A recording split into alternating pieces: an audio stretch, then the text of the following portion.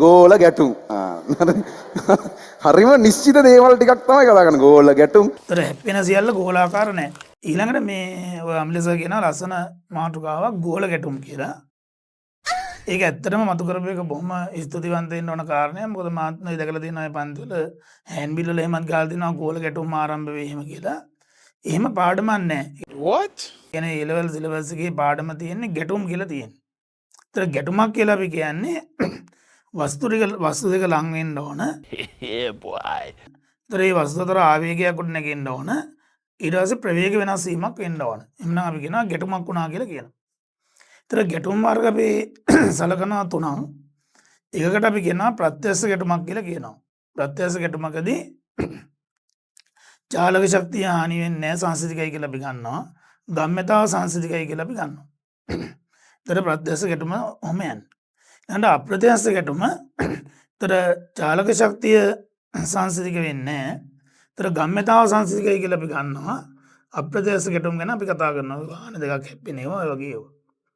ඊළඟට පූර්ණ අප්‍රත්‍යක්ෂ ගැටුම් කියලා જાතියක් තියෙනවා. පූර්ණ අප්‍රත්‍යක්ෂ ගැටුමකදී වෙන්නේ වස්තු දෙක ගැටෙනවා ගැටලා තනි වස්තුවක් වෙනවා. ඒ කියන්නේ ඇලෙනවා. එල්ල තනි වස්තුවක් විදිහට යනවා. ඒතර ඔතනින් අපි උසස් පෙළ කතා කරන්නේ සරල ගැටුමක් කියන එක තමයි අපි කතා කරන්නේ උසස් පෙළ. එළ ගැටුම් කියලා જાතියකුත් තියෙනවා දැන් කතා කරන්නේ. ඒතර මෙතනදී අපි උපකල්පනයක් දානවා. මේ ගැටෙන වස්තු ගෝලාකාරයි කියලා උපකල්පනයක් දානවා. Mama, may I have cookie? No, Diabito. Roll back to kitchen. Oh. ඒ ගැටෙන වස්තු ගෝලාකාරයි කියලා අපි උපකල්පනයක් දාන්නේ. ඒතකොට වස්තු දෙකක් ගැටෙනකොට ගැටෙන්නේ එක ලක්ෂයකදී. ඒතර එක ලක්ෂයකේ තමයි ගැටුම සිද්ධ වෙන්නේ. ඒතකොට බල දෙක ගෝල දෙකේ කේන්ද්‍ර හරහා යනවා. ඒතර අපි ගෝල වල අරයන් සමානයි කියලා ගන්න. ඒතකොට ගෝල උඩින් පයින්නේ යටින් රින් ගන්නෑ. ගැටුමට පෙරපසු.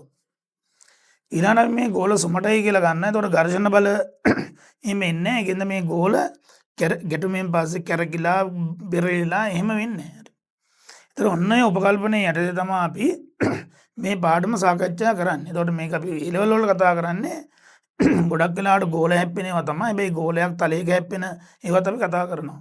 එහෙනම් මේ ගෝල ගැටුම් කියලා පාඩමක් නැහැ. මම හිතන්නේ දැන් අර කෙනෙක්ට අදහසක් එනවානේ දැන් ගෝල ගැටුම් කියලා කියපුවාම ඒතර හැප්පෙන ඔක්කොම ගෝලාකාරද කියලා එහෙම එකක් නැහැ. මේ ඒතර හැප්පෙන සියල්ල ගෝලාකාර නැහැ.